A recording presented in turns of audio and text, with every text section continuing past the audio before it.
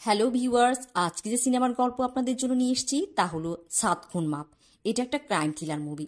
মুভির গল্পটা Sujana Anna Mary নামে একজন অ্যাংলো ইন্ডিয়ান নারী জীবনের গল্প, যে তার জীবনে 6টা বিয়ে করে এবং তার 6 স্বামীকে সে হত্যা করে। আর মুভির গল্পে আমরা জানবো কেন বা কিভাবে সুজানা তার স্বামীদেরকে হত্যা করেছিল। গল্পের শুরুতে দেখানো হয় সুজানা মারা গেছে, তার কিছু জিনিসপত্র সহ একটা ফাইল আনা হয়েছে ফরেন্সিক ল্যাবে।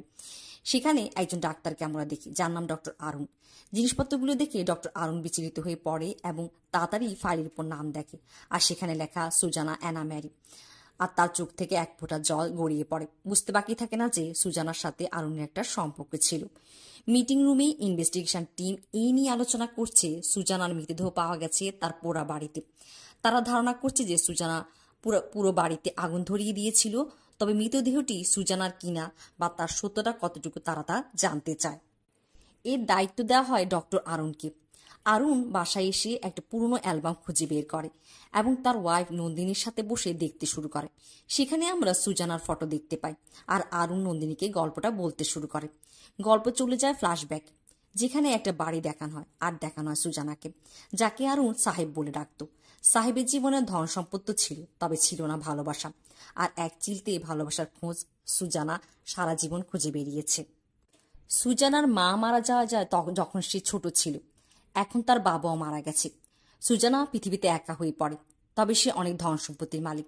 সুজানার বাবাই সুজানা বিয়ে ঠিক করে যায় মেজর অ্যাডউইনের সাথে এবং সুজানা অ্যাডউইনকে বিয়ে করে। তবে অ্যাডউইন ভালো স্বভাবের মানুষ ছিল না। তাছাড়া একটা দুর্ঘটনায় অ্যাডউইনের একটা পা বিকলাঙ্গ হয়ে যায়, আর সে হীনমন্যতায় ভুগত। ওদিকে সুজানা অনেক সুন্দরী হয়, সে তাকে সন্দেহ করত এবং সুজানার কারোর সাথে মেলামেশা পছন্দ করত না। সুজানাকে মেন্টালি টর্চার করত। সুজানা সবই সহ্য করছিল। অ্যাডউইন ঘরের কাজের লোকদের সাথেও ভালো ব্যবহার করতো না। সুজানা ঘরের একজন কাজের লোক, গুঙ্গা চাচা, যে কিনা বলতেও পারে না শুনতেও পায় না, যে কিনা ঘরের ঘোড়ার দেখভাল করত, তার সাথে থাকতো আরুণ, যে আমাদেরকে এই গল্পটা বলছে। আরুণ এতিম ছিল।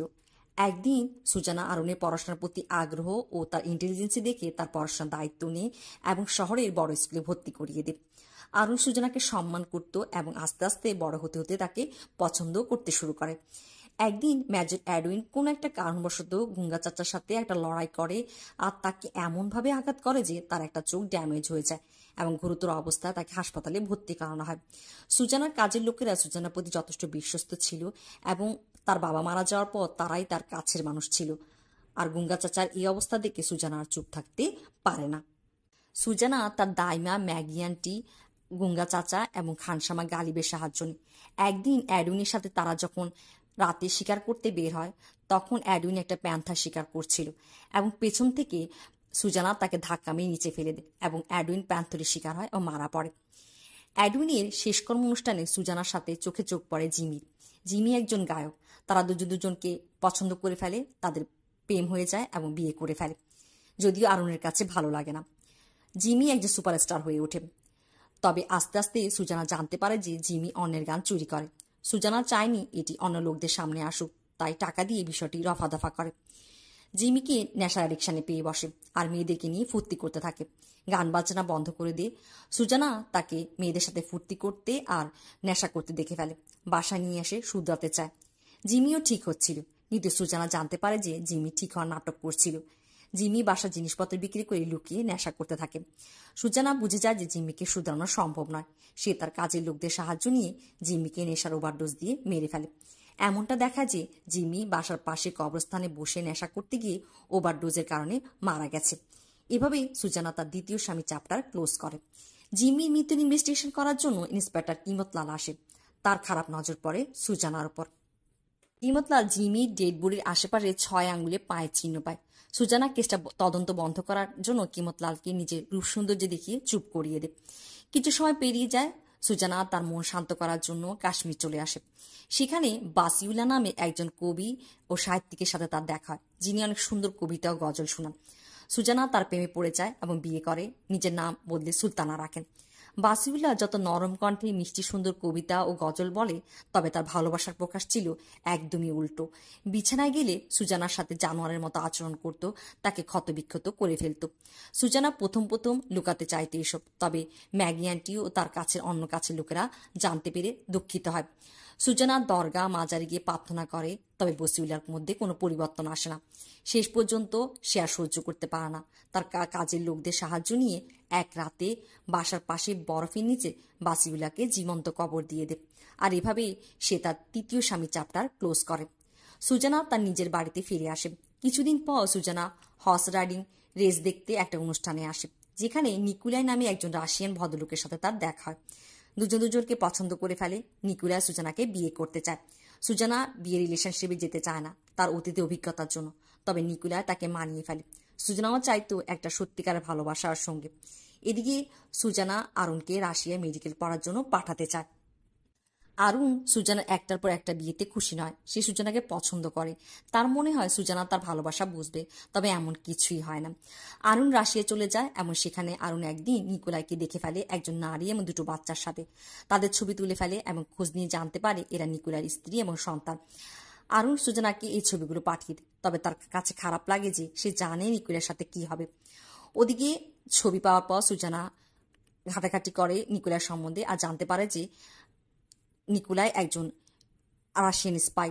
কিছু ইম্পর্টেন্ট ডকুমেন্টসও পায়। নিকোলাই যখন ইন্ডিয়া আসে, সুজানা তাকে সেই ডকুমেন্টস আর ছবিগুলো দেখায়। নিকোলাই বলে যে সে রাশিয়ান মহিলা, তার কলিগ, তারা একসাথে কাজ করে। সুজানা বোকা নয়। সুজানা নিকোলাই সেই ডকুমেন্ট বাসার পাশে একটা পরিত্যক্ত কুয়ার মধ্যে ছুঁড়ে ফেলে দেয়। নিকোলাই সেটা আনতে কুয়ার মধ্যে নেমে পড়ে, এমন সেখানে সুজানা কিছু বিষাদর সাপ পুষত। নিকোলাই তাদের ধ্বংসনে মারা পড়ে। এভাবেই সুজানা চতুর্থ স্বামীর মৃত্যু হয়।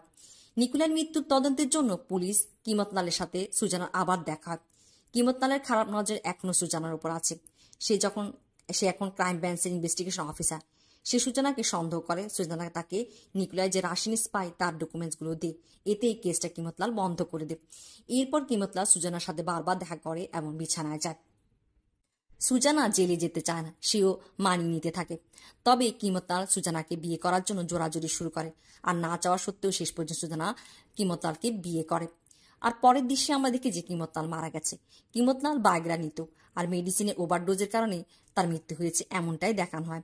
আর কিমতলালের ড্রিঙ্কসে ওষুধের ওভারডোজ সুজানাই তার কাজের লোকদের হাতে দিয়েছিল।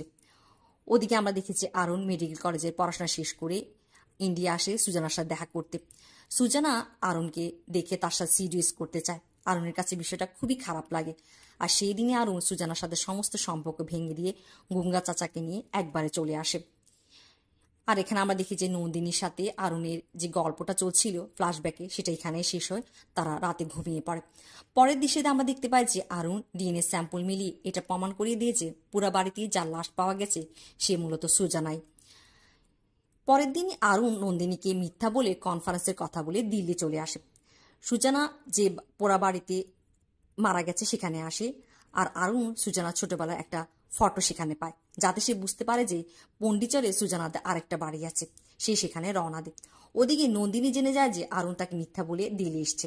সে বিচলিত হয়ে পড়ে, আর আরুন তাকে ফোন করে বলে যে সে ঠিক আছে, দুদিনের মধ্যে বাসায় ফিরবে। তবে নন্দিনী সন্দেহ করে ফেলে যে সুজানা জীবিত আছে, আরুন তাকে খুঁজতেই গেছে। আরুন সুজানাকে পেয়ে যায়। সুজানা জীবিত, সে একজন লোকের সাথে কথা বলছে। আরুন গিয়ে তাকে বলে যে সাহেব, আমি আপনার ঋণ শোধ করেছি। এখানে মূলত বিষয়টা হয় যে আরুন পোড়া ডেড বডিটা পরীক্ষা করার সময় দেখেছিল যে সেই ডেড বডির 6টা পায়ের আঙ্গুল, আর সে বুঝে যায় যে এটা সুজানা নয়। সে সুজানাকে বাঁচাতেই মিথ্যা রিপোর্ট করেছিল। সুজানা আরুনকে বলতে শুরু করে আরুন চলে যাওয়ার পর তার সাথে কি হয়েছিল। সে একদম একা হয়ে পড়ে। আর যখন জানতে পারে যে আরুন বিয়ে করে ফেলেছে, তার বেঁচে থাকার ইচ্ছে ছিল না, আর স্লিপিং পিল খেয়ে মরতে চায়। তাকে বাঁচাতে তাদের খানসামা গালি রাস্তায় আসে। সেখানে মধুসূদন তরফদার নামে একজন আয়ুর্বেদিক ডাক্তার পায়, তাকে নিয়ে আসে। তিনি সুজানাকে বাঁচায়।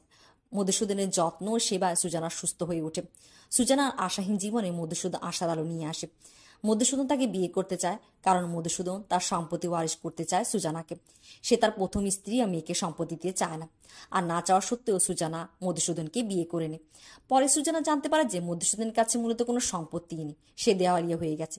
সুজানার সম্পত্তির জন্য সে তাকে বিয়ে করেছিল, এবং সুজানাকে সে এখন মারতে চায়।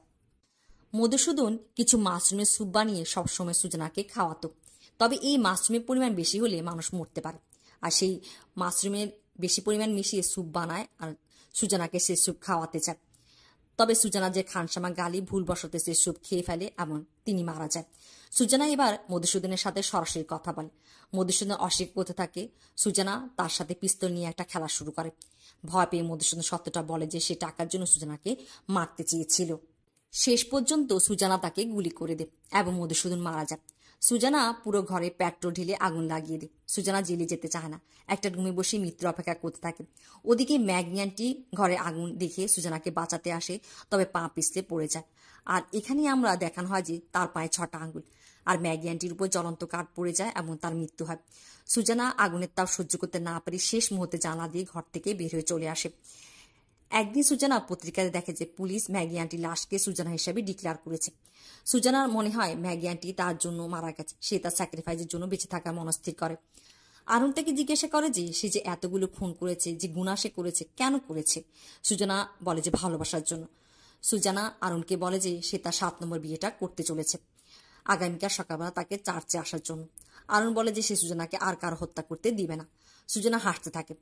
পরের দিন সকালবেলা আরুণ চার্চে গিয়ে দেখে সুজানা যিশুর কাছে নিজেকে আত্মসমর্পণ করেছে এবং একজন নান হওয়ার আনুষ্ঠানিকতা পূরণ করে। সুজানা যিশুকে তার সত্যিকারের ভালোবাসা ও স্বামী হিসেবে মেনে নেয়। ফাদার্সের কাছে নিজের সমস্ত গুনাহ কবুল করে আর তার মনে শান্তি আসে। আরুণ সেখান থেকে খুশি হয়ে চলে আসে।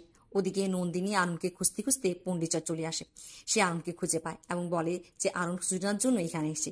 সে বুঝতে পেরেছে যে সুজানা জীবিত। আরুণ তাকে এখনো ভালোবাসে। আরুণ বলে যে না, সে সুজানাকে তার মন থেকে যা ছিল তা অনেক আগেই মন থেকে মুছে ফেলেছে। নন্দিনীকে সে প্রমিস করে যে সে তাকে আর কখনো একা ছেড়ে যাবে না।